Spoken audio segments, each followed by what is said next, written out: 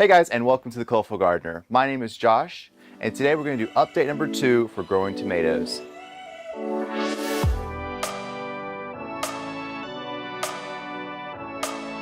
If you are just jumping onto this video and you haven't seen update number 1, I suggest you go back and check out update number 1 to go see update number 2 so it makes more sense for you. But getting into this, the tomatoes have been growing on beautifully in the crowded pot situation, and it's been about 2 weeks now, and they're ready to be pulled apart. They've got true leaves, and that means the little baby leaves you see first are not true leaves. The second pair of leaves you see, that is true leaves, and I need to pull these apart now. So just very gently, I pull these tomatoes apart, and take your time with this. I put on some classical music. It was really relaxing. I really enjoyed this time getting to know these plants as they were growing. And when I'm putting them in the pot, I'm holding them by the true leaves, and I'm setting the roots in first, and then I'm backfilling with potting mix. I use Fox Farm Strawberry Hills. I've got really great results with that soil media. I'm no way affiliated with them. I just tried them out this year and I really enjoyed it. So I'm gonna keep using that soil mix. It is about $20 a bag, but it was totally worth it putting that money forward to have a good crop this year. I've learned by using cheap, poor soil mixes that I get really bad vegetables or plants. So better to pay that money forward and get a better crop in the future. So as I'm backfilling, I'm putting that soil in and planting these up.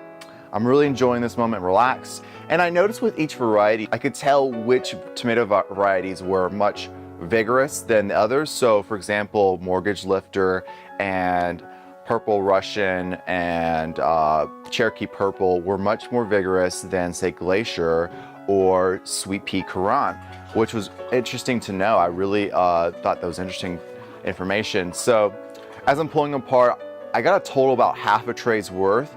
As I'm also pulling these apart, I notice I can't save all of them. So I'm selecting out the most vigorous tomato seedlings out of the bunch. The ones that are the weakest, I cull out of the herd. I throw those away. I mean, they've been growing these pots for 2 weeks. They've had the chance to prove if they were gonna be really vigorous plants or not. So every time I do this, I'm selecting the best of the best tomato varieties for my crop each year. And by the time I'm done, I've got about 128 plants potted up. And so I water them from the bottom. I don't water from the top because I notice when I try to water them, their stems could break, the leaves could break, and I don't want that to happen. They're a very delicate part of their life. So I'm watering from below. I let it sit for 24 hours, and usually all that water is soaked into the soil. And once all the pots have been soaked up, I set these plants out for about an hour outside for the first day. And the next day, do the same thing. And then after the third day, let them stay out for maybe an hour and a half, and gradually longer and longer periods of time. Preferably on cloudy days, not on full bright sun, because they've been under fluorescent lights. They're not ready for that full blazing sun. They will burn. I've already seen that a little bit. And some of my plants have kind of perished. Not kind of, they have perished from the full blaze of the sun.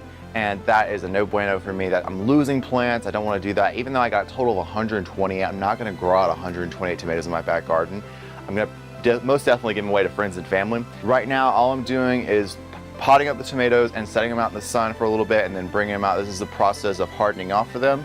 And update number 3 is going to be about us planting the tomatoes out in the garden, because it is late March. My last frost date is April 12th.